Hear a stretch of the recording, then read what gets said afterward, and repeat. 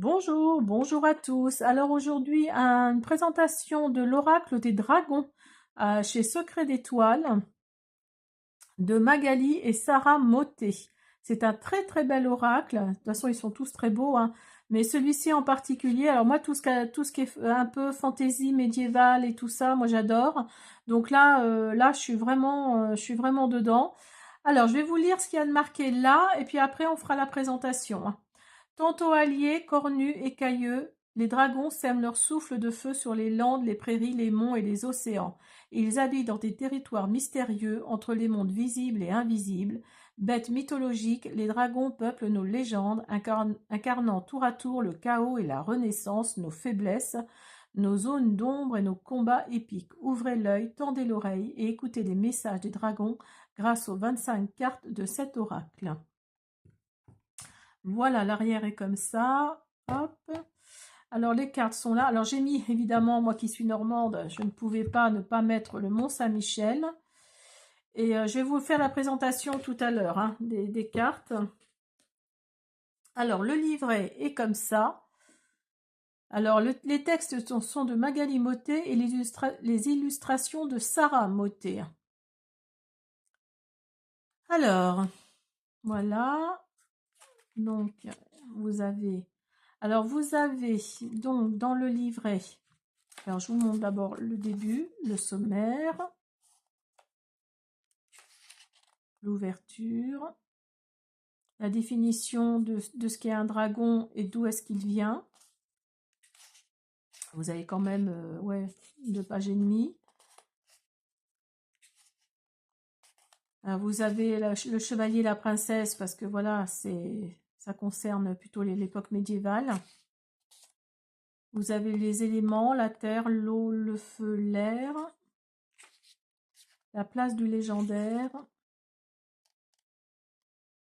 le mode d'emploi de cet oracle dragonesque, l'ordre des cartes.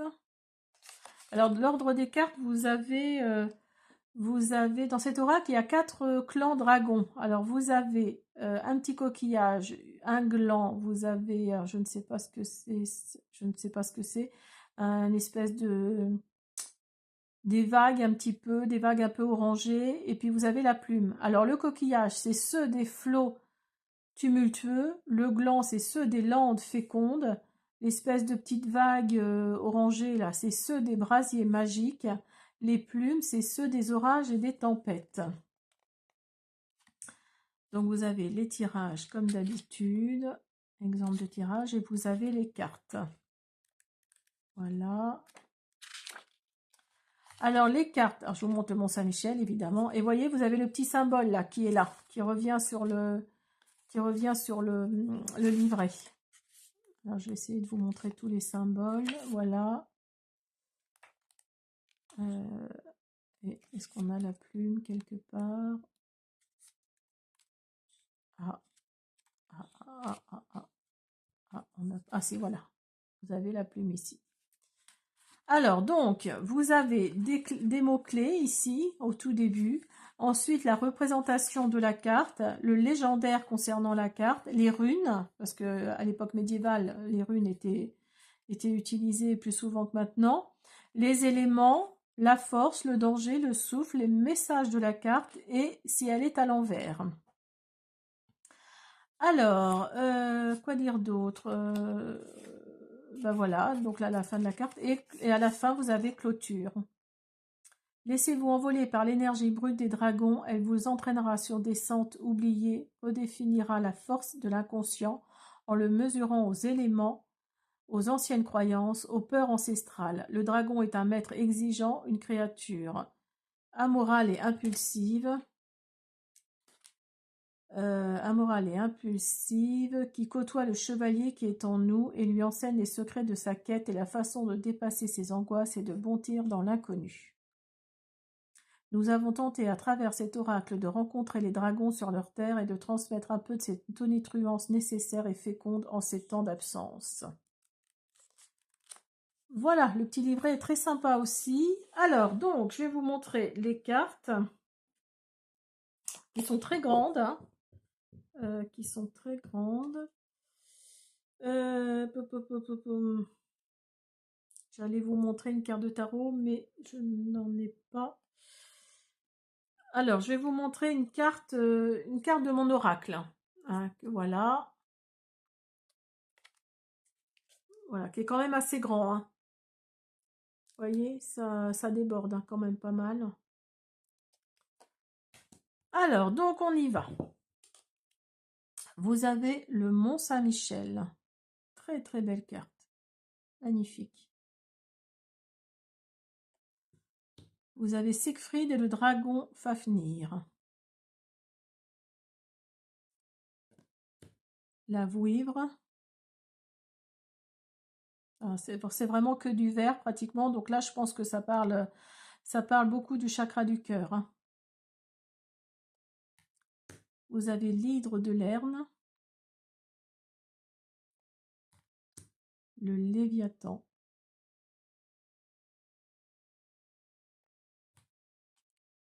Les gargouilles.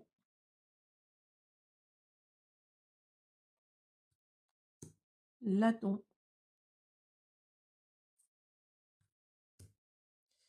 Alors là, pour ne pas me tromper, le Quetzalcoatl, excusez-moi, j'arrive pas à le dire. Le Quetzalcoatl, je pense que c'est ça. L'Ouroboros. C'est beaucoup viking quand même. Hein. Formund Gandre. Le basilic. Regardez-moi cet œil perçant. La salamandre, qui était le symbole du roi François Ier. Si vous êtes allé à Chambord, vous savez. Le dragon gallois.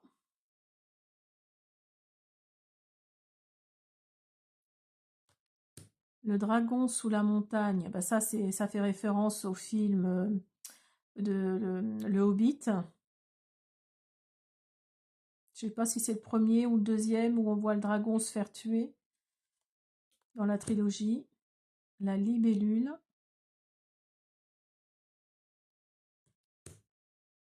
Mélusine.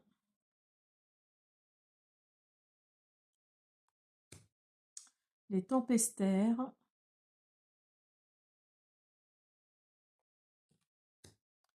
Le lézard. Esculape.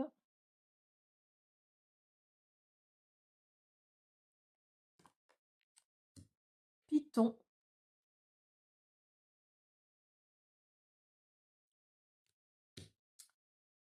Alors là, je ne vais pas vous dire de bêtises, c'est Midhogg.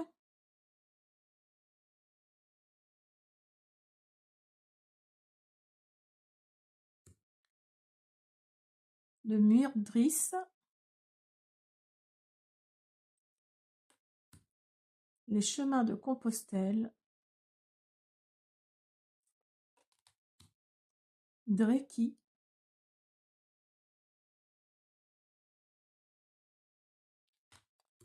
La Tarasque du Rhône. Donc l'arrière est comme ça, voyez, avec des symboles vikings. Et la tranche est comme ça. Donc blanche, moi j'aime beaucoup quand c'est blanc comme ça, c'est neutre, c'est parfait. Voilà. Alors on va faire une carte pour voir ce qui vous attend dans les prochains jours.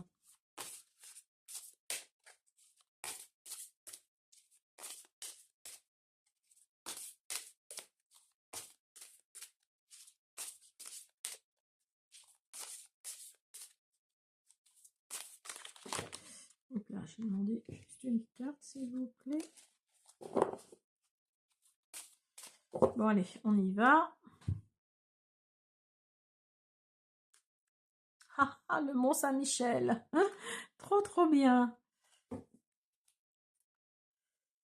Alors, le Mont Saint-Michel. Si vous avez l'occasion d'aller au Mont Saint-Michel, hein, n'hésitez pas. C'est un endroit magique. Alors, vous avez faculté d'adaptation, opacité, danger.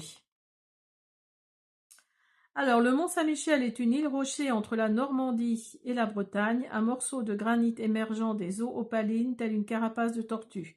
Il se décline de brume et de soleil, de mouvements lents et dangereux des marées. Alors, donc, le message de la carte. Alors, je vous dis pas, hein, je vous dis pas le légendaire, la rune, l'élément, la force, le danger, je vous dis juste le message. Hein. Se concentrer sur soi-même, se lever dans son énergie tellurique et y retrouver son sens, sa direction, elle permettra l'envol vers des missions élevées. Ici, l'inconscient est tout puissant, le rêve est très présent. Si l'on veut éviter l'enlisement ou l'essor sans amarre, l'ancrage profond, permanent et nécessaire est sauveur. Donc là, on vous dit de vous ancrer hein, dans une situation, là, tel le Mont Saint-Michel, hein, qui est ancré dans le sable. Et là, oui, vraiment, si cette carte-là ressort, c'est que vraiment, on vous dit de vous ancrer. Hein. Voilà, j'espère que cette présentation vous a plu avec le mont. Et moi, je vous dis à bientôt.